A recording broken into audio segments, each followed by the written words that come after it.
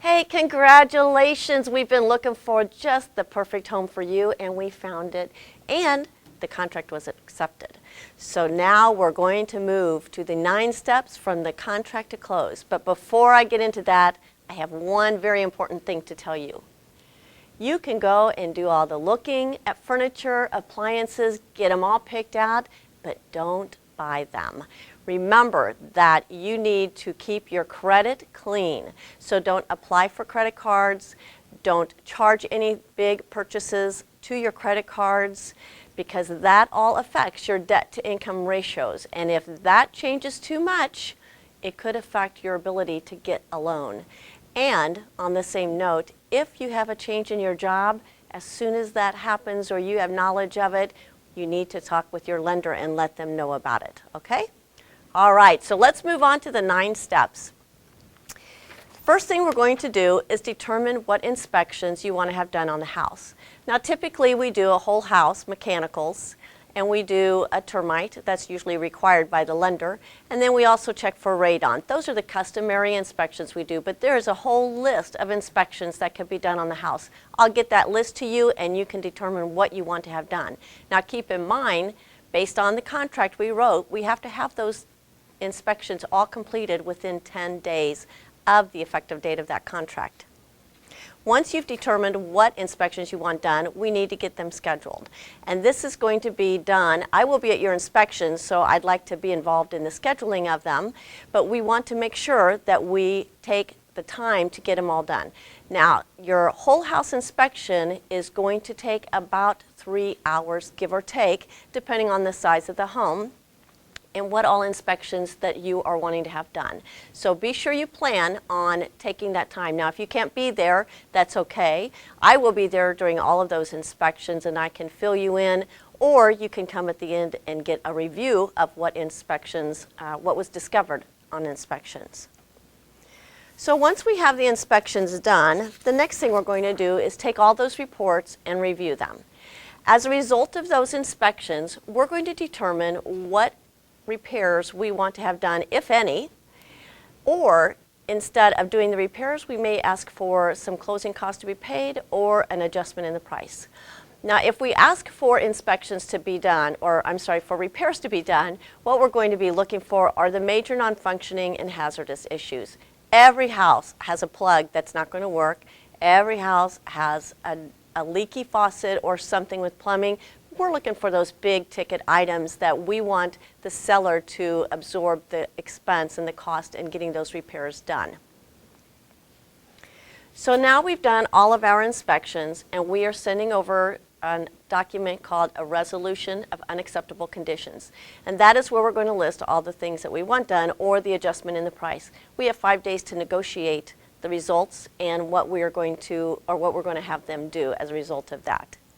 Once that is all done, we are going to move on, and right now it's going to feel like you've been deserted because everything is going to be work done behind the scenes, so to speak.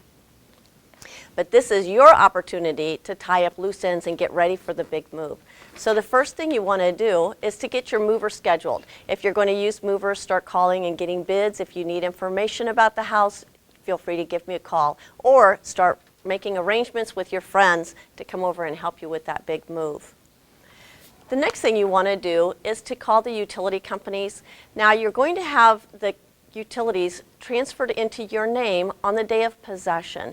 Keep in mind that sometimes you'll close on one day, but the sellers need time to get out, so you may not actually take possession of the home for another 24, 48 hours. So the seller should be covering the utility expenses until you take possession. So that's the date that you want to look at when you're scheduling that utility change. The next thing that's going to happen is that the title company may call you to schedule your closing. Now you're going to be closing as we agreed on in the contract on that day. We always try to close in the morning just so that all of the paperwork can be completed, the sellers get their money, and you can move on and get into your home. But this is going to be happening probably a week before your closing date. They're going to call you and get that scheduled. I'm going to try to be there. I try to be at all the closings. Sometimes I can't, but I try to be there and to share that experience with you. A day or two before closing, we're going to do a final walkthrough. Now, this is our opportunity to go in and see the work that has been completed if we requested any. And we're also going to make sure that there hasn't been any major changes or problems or damage to the home since we wrote that offer and did inspections. It's just our time to go through and take one last peek at it before you close.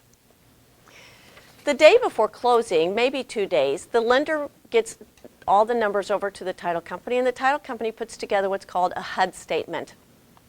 That's a breakdown of all the expenses that's going to be included that totals up the amount that you need to bring to the table. Now, an important thing to remember here is that when you come to closing, please make sure you've got a valid driver's license or passport. And you want to make sure that that driver's license has not expired because you cannot close unless you've got a valid one. So please remember to bring your driver's license and or a passport. And the other thing is that you're going to be given a number for the price that you need to bring to the table. That needs to be in the form of a cashier's check, or you can have it wired to the title company. You cannot write a personal check at a closing. It all has to be certified funds. So just remember that as well.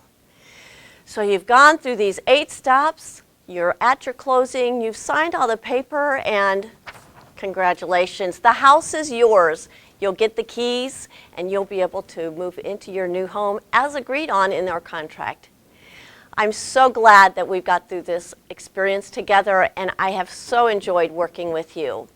Just remember, if you know anybody that's thinking about buying or selling or investing in real estate, I hope you feel I've done a good job for you. I know I've enjoyed working with you. Just give my name to your friends and family, or better yet, just pass that information on to me and I'll get in touch with them. Congratulations again.